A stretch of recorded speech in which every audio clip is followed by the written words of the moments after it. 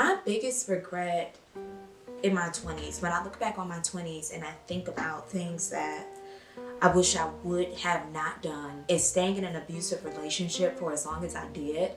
I think for so long I downplayed the severity of the verbal and mental abuse that I was going through. I wish I can go back and talk to my younger self. For any young girl in her 20s, or even if you're in your 30s too, I would hate for you to go through what I went through, and I would hate for you to waste so much of your beauty and youth on a man. Welcome back to my channel. This is Starting Over at 30, the series. I'm Sierra. I'm on a journey of self-love and self-discovery after quitting my dream job and a breakup. Don't forget to like, comment, and subscribe if this video does resonate with you. And don't forget to sign up for the Becoming Circle. It is a free bi-weekly email where I send out journal prompts. I send out affirmations to help you to release, reset, and receive. Abuse isn't always physical. And I think that's why for so long I downplayed how bad this relationship was. To give some background, it started when I was 19 and it was on and off until I was about 24. And I remember when I first saw him, I immediately fell in love. He's beautiful to this day, still a gorgeous man. And I was like, I have to have him. Long story short, we start dating. I'm in college. I'm like a sophomore in college. We kind of start dating, but not like seriously. And then somehow we end up in a relationship, right? The relationship wasn't bad at first. And then he would get so mad and so angry. And the way that he would talk to me was absolutely disgusting and horrendous. And when I would get upset because he would be just yelling at me, be so irate, talking down on me, I would of course start crying. I'm a very sensitive person and I didn't grow up being yelled at or mistreated or talked down to. So having someone who was so much bigger than me constantly just yelling at me would break me down to a very low point. And then when I would cry, he would say, "What are you crying for? You always crying. You need to shut up crying," cussing me out, going off on me. And it was so toxic. It was so toxic. And then on top of all of that, one of the worst parts that I think really altered my brain chemistry was finding out that he cheated on me and continued to lie about the cheating, continued to lie.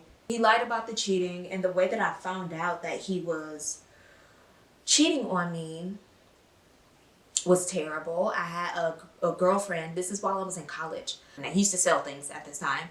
And my friend had bought something from him. And he had her Cash App a certain phone number. And another girl's names pop up. And the girl's name is his ex-girlfriend's name. And my friend tells me. And I'm like, what? This is weird. So I'm like, give me the number. So I called the girl. Girl, this is me doing a woman-to-woman at 20, 21, child. Just crazy. So I called the girl and she's like, you need to talk to him about that. Well, first she didn't answer the phone. Then I texted her and I said, hey girl, this is about blank. And she immediately calls me. We on the phone talking. She like, well, you need to talk to him about that and blah, blah, blah, blah, blah. Mind you, they were 3 years older than me. So at this time, they probably 25, 24, in their mid-20s. Because this was his high school sweetheart. So they were around the same age. And he's like, you need to talk to him about that, blah, blah, blah. So I go to his house. I go to his house. I talk to him about it. He is basically ignoring me. He's playing a video game at this time. He's ignoring me, basically saying this is stupid, this is crazy. So while I'm at the house going back and forth with him, we get into a physical altercation where I'm literally fighting him. Which is insane because at that time, y'all, I'm always been a very small person. So at that time, I had to be probably 100 pounds flat. Just literally 100 pounds. This man is 6'2", 6'3". And I'm 5'3", 100 pounds. And we scrapping, going back and forth, fighting each other, right? Really him restraining me and me trying to fight him. He wasn't really fighting me for real. Then the side girl or the man girl, whatever it was, because he was lying to both of us, the girl comes to the house And at that time, I was so young, y'all, and so just, I thought I was in love, even though I was being verbally abused and in this very toxic situation, being cheated on top of that. I was like, oh no, I can't let go now. Like, I really have to hold on now because I can't lose him. Like, I don't want to lose him. And in that moment, me and him, all three of us just arguing with each other. It was such a ghetto hot mess. And I'm telling him, well, you need to choose between me and her. Choose right now, me or her. And if you are a young woman watching this, never tell a man that he needs to choose between you and another woman. Once you find out another woman is involved, the choice has already been made. He does not need to communicate to you that, oh, well, this, and that. I'm going to choose you. I'm going to choose her. He doesn't need to verbally tell you. He already chose. He chose himself, right? He chose what he wanted to do, and he put himself before you. Because a man will always put himself before you. Always. Always. A lot of it is just in their nature. A very unhealed and toxic man will do that. Not saying all men are like that, but certain type of men will always put themselves first, and they're going to do what they want to do regardless of your feelings, regardless of how you feel. And I wish that I would have had the self-esteem during that time. I wish that I would have had the courage to just let it go and leave. When my friend told me and showed me that he was having people send that girl money because, just ghetto and stupid and dumb. And I think that that is one of my biggest regrets, staying in that situation as long as I did. And looking back, I just see a young girl who was so wounded. For me, with growing up where my father left when I was like 14, or I won't say left when I was 14, but that's like the last time I talked to him. At the age of 14, I'm 30 now. And during that time, in my formative years, in my teenage years, I went through a lot mentally, but it was very silent, right? I didn't really tell people about this deep grief and pain that I felt and this deep abandonment wound that I felt, but it manifested in me and it showed up as me accepting piss poor treatment from men, like terrible treatment from men. And of course, as I got older, I got better with picking better men, right? And choosing better and choosing better. That's a whole nother conversation. But I did kind of change the type of men that I dated. But during that time in my early 20s, I weep for that version of myself. And I think a lot of times when we think of abusive relationships, it's hard for me to tell some stories about what happened because honestly, I blocked a lot of it out. So there are so many things that I really just don't remember. If I would have to like really think long and hard on some of the arguments and some of the things that he would say to me. And the reason why I regret that staying in that situation as long as I did is because before him, I was such a sweet girl. Like I've always been a firecracker, but I was romantically a very sweet girl, and going through such a traumatic situation for so long, it really changed the way that I dealt with men, talked with men. It hardened me. It made me extremely hard, where I would put my hands on men and be hitting them, and I would just get so angry. Like I had no emotional stability and no emotional control, which is something I'm still working on now. But it was even worse then. And I got so tired of him, like, in a sense, feeling like he was bullying me, where he would just get so mad and be so mean to me, where I would have to always be the one telling him, just calm down, it's not that serious, why you don't have to talk to me like that. And I would just cry and cry and cry, and the crying would make it worse, right? Where he would be even like more mean. Like thinking about it's like making me teary-eyed, because there are so many things that I dealt with while in that situation that I just really did not deserve. For one, the biggest thing, I didn't deserve it. And I really regret that. Like, I really, really regret that. And I know that we learn, we move on. But that is a part of my life that I really wish that I could have got back. That was a lot of years of my life that I spent just putting up with BS. Just simply putting up with BS. And I think I downplayed the situation so much because he had never put his hands on me, right? And it was one of those situations where when we was good, it was good. But when it was bad, it was so bad. I remember one time we were on the phone talking and arguing. I couldn't even tell you what the arguments would be about. And the arguments was so bad that my brother, and my brother was much younger at this time. Me and my brother are like 6 years apart. So he would like make comments like, you and this person could be like in a good relationship. Y'all just argue so much. We barely was even around my brother. So it was that type of situation where we was like the argumentative couple that was always arguing. All like no matter where it was, either we will argue anywhere. And I remember one time we were on the phone talking, arguing, of course, again. Him yelling at me, saying the most vile, disgusting, nasty things to me. It was so bad that I heard his grandma in the background telling him, "Who are you talking to? I never want to hear you talk to anybody like that again. Why are you talking to them like that?" And his grandma didn't even know that it was me, his girlfriend, on the other end of the phone conversation. And thinking back, like, that should have been the time that I left. There were so many instances that I should have left that situation and been done with that situation. But I didn't. And for young women who may be watching this video,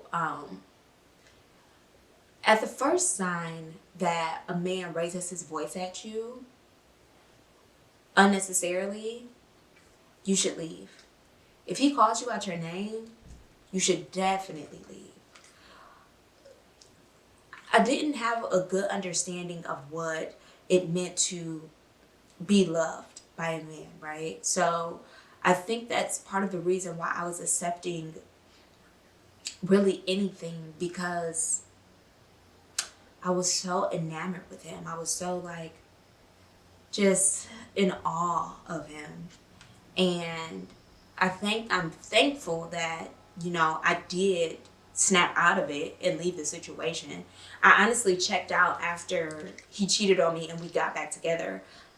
I was mentally checked out at that point, and that was the point where I started arguing back. Like, I started being toxic too, where he would yell at me, I would yell back louder. You know what I'm saying? Where I just felt like I was always on the defensive. I always felt like I had to defend myself. And he was just so stubborn and arrogant and thought that he knew everything. And it was so exhausting. It was such an exhausting situation to be in. It was so depressing. It was so depressing. And love is not supposed to be something that is confusing. Love is not supposed to be something that is painful. It shouldn't hurt to be with and talk to the person that you're in a relationship with. You're not supposed to be just arguing and yelling at each other all the time. And I think when people think of hard times, people think of that as being like, well, those are just, you know, difficulties and hard times that you go through and you can work through it. No, you can't. When you're young, I'm telling you, the last thing that should be your focus is a boy, a man. They should be at the back of your mind. Do not think about them. Do not think about them, and do not give them your youth, because you cannot get your youth back. Do not give these men your youth, because they will suck the life out of you like a vampire. Don't give them your youth. Don't give them your beauty. Don't give it to them. Because once it's gone, it's gone. And that's the one thing about time, right? And why I think time is so valuable, because you cannot get time back. Just looking back, I just really wish that I would have left that situation. And this is just a part of my life that a lot of people don't know. I remember me and his, the side girl or the main girl, me and the other girl's sister got into an argument on Twitter. I was in the trenches so deep, and I was arguing with the girl like, well, that's my man, and but like delusional. He wasn't nobody's man but his own. He didn't care about nobody but himself. And the worst part about that situation is that even when I would bring up the fact that he cheated on me, he never could take accountability for it. It was always, well, I didn't cheat on you. You didn't see her. She was messed up. She said that she needed me, so I was just being there for her. You was being there for her by sleeping with her? Make it make sense. Do not trick yourself into believing the lies that a man will tell you, baby, because he will have you ditzy, dumb, slow, and delusional. Have your own mind. Think with your own mind. Share what you're going through with somebody who is much older than you, who is smart, who has wisdom. And I wish I would have been more open and would have told my mom some of the stuff that was going on, because my mama would have told me to leave him. And I probably would have listened. But who knows at that time? Who knows at that time? I was so just like, you know, when you in your 20s, you think you know everything. Especially in your younger 20s, you swear you just know everything. So for me, it was just like, I love him, this is my man, and we're gonna stick it out and figure it out. Delusion. But you know what? As much as I do wish I can get that time back, and I do regret it, I thank God that I went through that experience at such a young age, because it helped me to be the woman that I am today, recognize certain red flags, right? And it really built me up, and it exposed me to what type of men are out there and how they can come in this beautiful, pretty package, right? But on the inside can be not as pretty as they are on the outside. So I think that's probably one of my biggest lessons for my 20s, is staying in situations for too long, staying with men for too long, and thinking that love had to be painful. I didn't know that love could be beautiful and soft and gentle and sweet and kind and understanding and patient and monotone with their voice and how they speak to you, right? That's what it could be, and that's what it's supposed to be.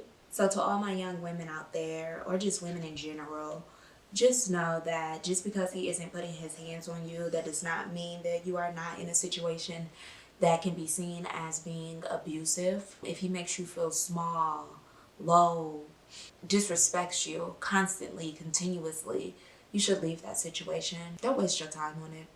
And looking back, I realized, you know, I did have I did have love for him, and I did love him, but I also was just extremely attached, right? I was extremely attached. I was extremely wounded and hurt, and just I was in pain during that time. I was in a lot of pain during that time. And looking back, you know, from the outside looking in, you wouldn't have known. And I just want women to put yourself first, travel, do things, get your education, go to school, finish your degree. Don't get pregnant. That's the one thing that positive, that thankful that did not happen, is me getting pregnant. Don't get pregnant. Don't have these men's babies. Get on birth control. Don't give them no money. Never give a man no money. Don't give them any money. And don't pour more into a man that you pour into yourself. Ever. And don't stay when they cheat on you. Leave. It will never be the same. You will never trust him again. Because even after I stayed, after he cheated on me and we was doing this little relationship, then I broke up with him, then we was still doing this situationship, he ended up sleeping with a girl that I introduced him to, child. So, again. But if you also ask him to this day, he'll still just like downplay it and deny it. You ask him to this day about the cheating thing, he gonna laugh and make it seem like he didn't cheat on me. If I tell him he was emotionally abusive and he was disgustingly mean towards me, he'll be like, well, no, I wasn't. You know what I'm saying? So they're not gonna change, girl. They're not gonna be accountable. An unhealed man is lover girl's nightmare. Hopefully you won't necessarily resonate with this video, but hopefully you could take a lesson from my past and apply it to your present or your future. As always, remember to protect your mind, to protect your energy, and to protect your peace. I love you, and I'll see you in the next video. Bye.